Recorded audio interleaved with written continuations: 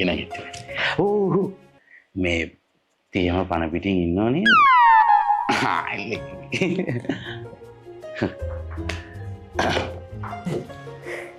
මහත්තයෝ මම මේ මගේ ජීවිතයේ අවසාන තුරුම්පුව තමයි ගහන්න යන්නේ. අපිටත් කියන ජීවිතයක් තියෙන්න බෑ මහත්තයෝ.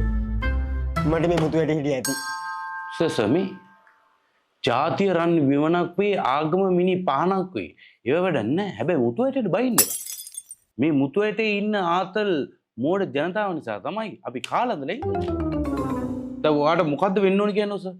කොහෙටද යන්න ඕන කොහෙට යන්න ඕන උනත් ඔයා ඕස්ට්‍රේලියාවට ගිහින්. උඹ ඕස්ට්‍රේලියාවට තමයි යන්න ඕනේ. මල්ලි මෙන්න මේ ඕස්ට්‍රේලියාවට ගිහින් දාන්න.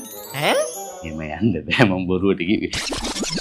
එහෙම යන්න පුළුවන් නම් අපි මේ පුඩුරත් කර කර ඉන්නේ අපිත් ගිහිල්ලා. පිස්සු. මහත්තයෝ මට කියන්නකෝ මේ වැඩේ වෙන්නේ කොහොමද කියලා. රයිට් අපි ඉස්සෙල්ලාම සුදුසුකම් පරීක්ෂාවක් කරමු. සුදුසුකම් බලමු. හැබැයි මම ඕලෙවල් විතරයි පාස්. නෑ. ඕව නෙවෙයි. ඔයාට දවස් කීයක් විතර निराහාර වෙන්න පුළුවන්?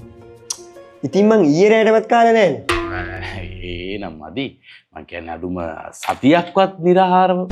ඈ? නෑ හරි. ඒක පැත්තට දාන්න. උමනාවක් තියෙනවා නම් ඉතින් බඩගින්න ඉන්න පුළුවන් වෙන්න. මේ පීනන්න පුළුවන්.